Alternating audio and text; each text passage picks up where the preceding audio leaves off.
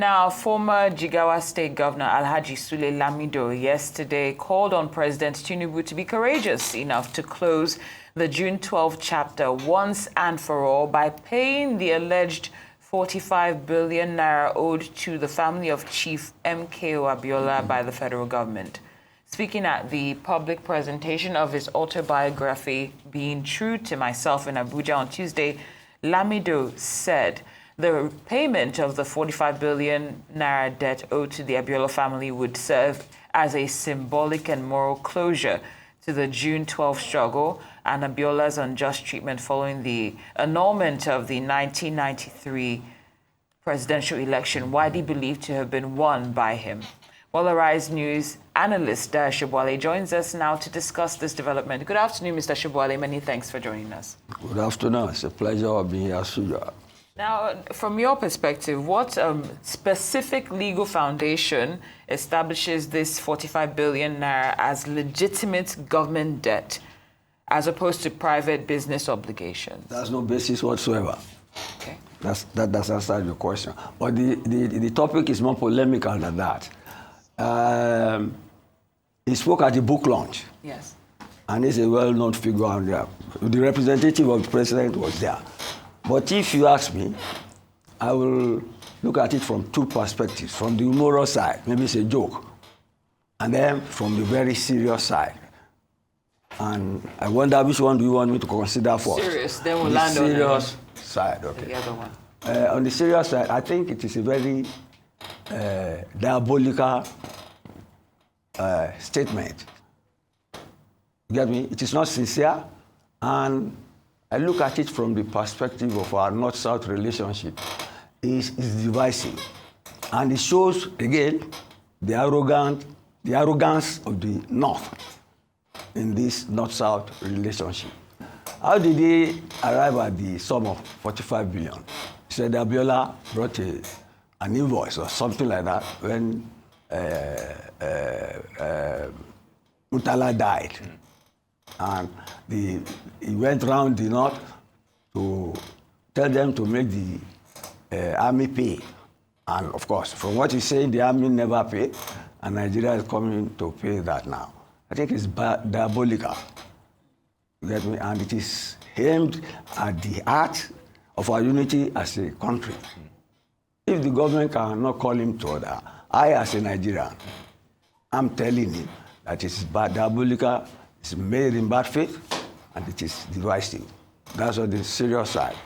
On the lighter side, if he's trying to make a joke, it is an expensive joke, and it is in bad taste.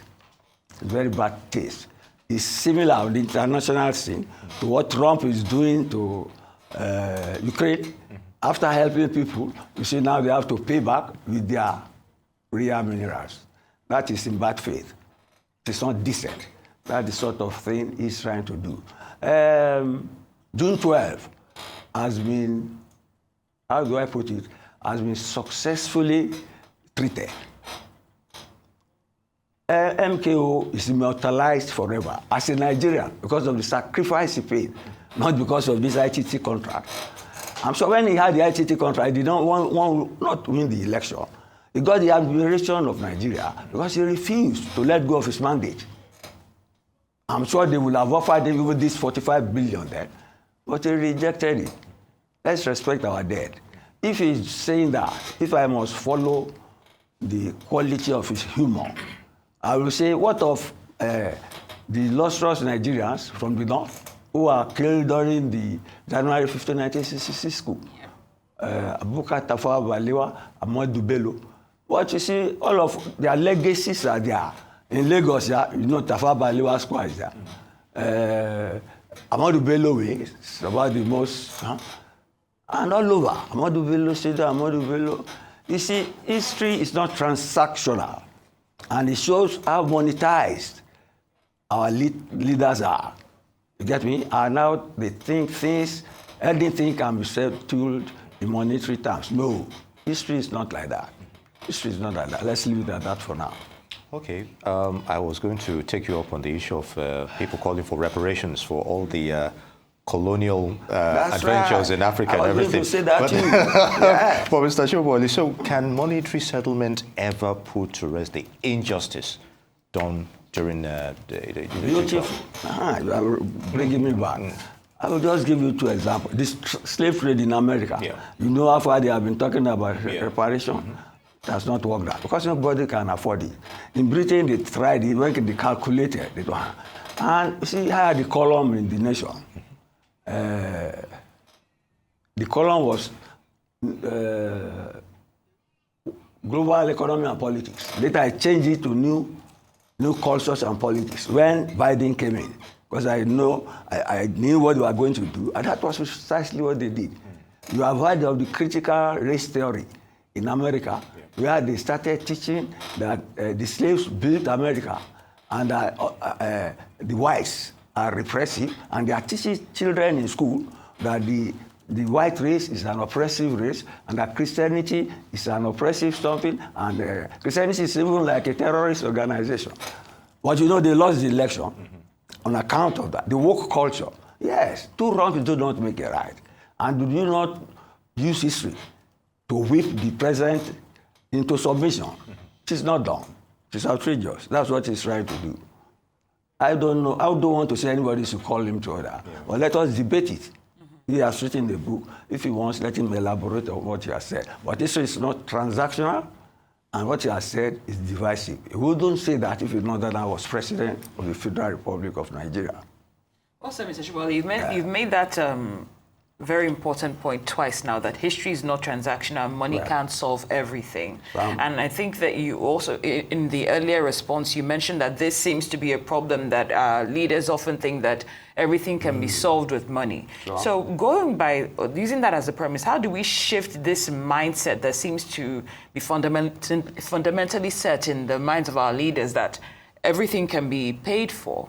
Yes, because, you see, it is access to politics. See, before you go and be president in this place, you have to have 100 million naira to buy the form. How many people can really?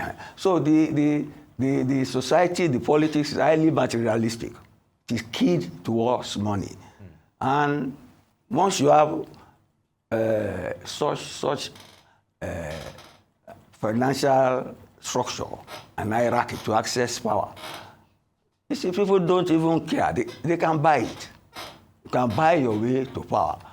And if you buy your way to power, you have no moral obligations to anybody except yourself. Remember the case of somewhere in the Southeast when a businessman sponsored somebody to contest, became governor, and out of a cabinet of 15, they wanted 13. And when that candidate was complaining, he invested in power. Yeah. That's right. If the society is highly monetized, virtues and morals take a second, a backstage, literally. So that is it. I won't want to ask for a solution because you can't change your political culture overnight. It's our way of life. But then people keep to be hammering it on them that something has to be done. Even at the book launch, President Obasanjo was saying that Nigerian leaders cannot quit because their job is not done yet. But if these are moral values, our leadership values, that you have to have money before you can have access to power and help people, then our culture is just what it is. All right, on that note, Mr. Dayo Sobowale, Arise News analyst, would like to thank you very much for your thoughts on those issues. Good to have you with us as always.